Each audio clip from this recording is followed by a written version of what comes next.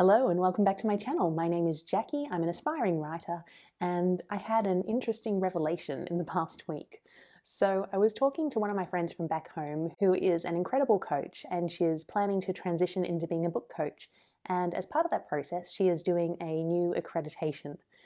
And one of the practicums in her accreditation is to review a completed draft of a manuscript and give it a critique. So she asked me, did I have a completed draft that she could look at? And I thought, I do. I have Powerless, which is my YA Superheroes Meet the Russian Mafia, and it's about 75,000 words. So I mentioned that and I said, look, I've got this. It's obviously needs some work still, but it is a complete draft. It's enough for you to critique. I would just like to go through it before I send it to you because there's some beta reader feedback I haven't addressed and a few things that need to be rewritten. And she was like, yep, that's totally fine. And what was interesting was as soon as I started thinking about Powerless, I was like, oh my God, I'm so excited to start working on this book again. I mean, I got the beta reader feedback in September, I think, or maybe October. And I haven't really looked at this book since then. Like, I made a list of everything that needed to be updated, but then I got into trying the anatomy of the story, and then I got into my fantasy hot mess, and all of that has taken so much longer than I originally thought. So it's been about 6 months, and as soon as I started thinking about writing this book again, I was suddenly so excited and so motivated, and then yesterday I sat down for the first time to look at it, and I knew there were 4 chapters that needed to be rewritten, and the rest of the changes are probably minor tweaks throughout the book. And the first 2 chapters I got through in, I don't know, a couple of hours, and it went really well, and I even got to include some of the original content, but with some extra context. It made so much more sense, and it was just so much easier than my fantasy hot mess. My fantasy hot mess is my book that I first wrote when I was like 19 or 20 in university, and I revisited it in 2019, and then at the end of last year I started trying to pick it apart and fix it with the anatomy of story. And I originally tried writing it in a week over the Christmas week, which did not happen, but that got me started, and for the next 2 months, so sort of from Christmas until the end of February, I was working on it quite consistently and trying to get through it. And while there were some things that went really well, like one of the things I tried was just writing the first part of the book from one character's point of view instead of constantly jumping back and forth, and that was something that worked well. At the end of it, I felt like I was still stuck. I realized my second point of view character hadn't really been built out enough. I wasn't sure whether I should remove him from the book entirely or keep working on how I could flesh him out more. And after 2 months, even though I'd put in quite a few hours, I'd written and rewritten scenes over and over again, I hadn't actually progressed any further in the story. I was at the exact same place that I was at the end of 2020. And that might not even be a bad thing. Maybe that's just the process that this particular book needs to go through to get written. But it is very time consuming and frustrating not to have made much progress. So for the past couple of weeks, I haven't really done anything until this conversation. And then it was just so interesting to see how easy it was to get into Powerless. And it got me thinking about, how do you know when it's time to let a project go or when it's time to put a project on hold? And I think one of the things is clearly, is it working? Like, are you making meaningful progress? And I got into the point where I felt like I had stopped making meaningful progress by the end of February. I couldn't figure out what to do with Aubrey. I couldn't move forward in the story until I'd done that. And I was doing a lot of thinking, but it was going in circles. I wasn't really getting anywhere. I think a second thing to look for is the level of enthusiasm or excitement you have, because even though I love my fantasy hot mess, I hope someday I can find a way to make it work, hopefully still this year.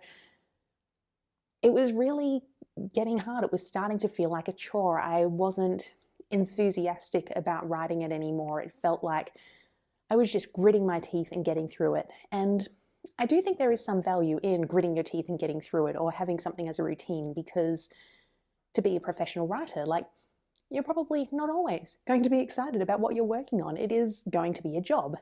And I have a job. I have a full-time job, and I'm not excited about going there every day, but I still do because that's what you do.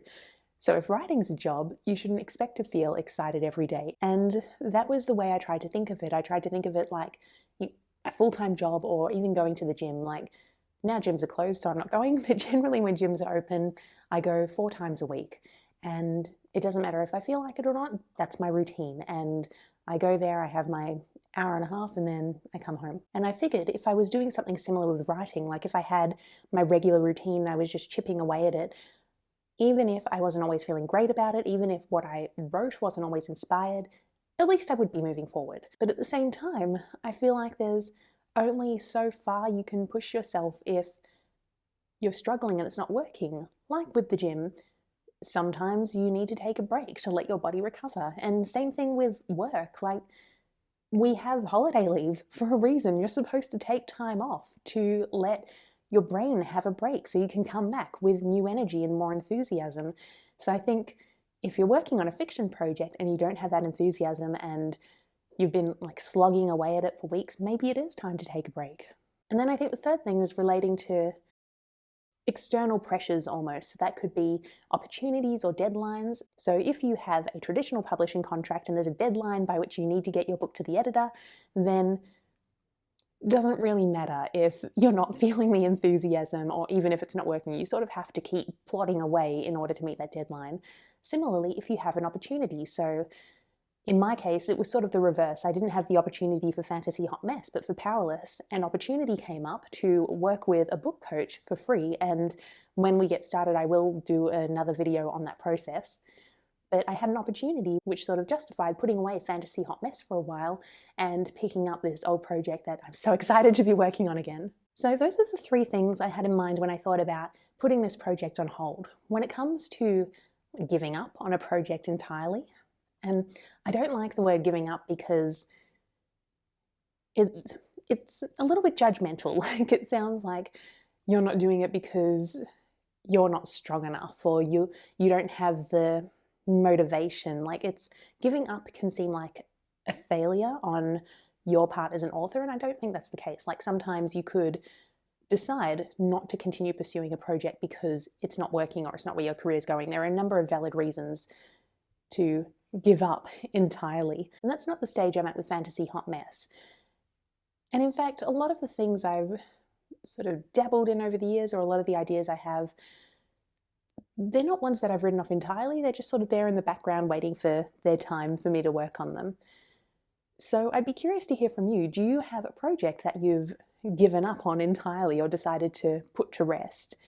And how did you make that decision? Was it the same three factors? Was it wasn't working? Was it lack of enthusiasm? Was it opportunities or deadlines or external forces that meant you had to work on something else? Or were there other things you took into consideration? Because choosing to stop working on something entirely is different to deciding to put it on hold temporarily.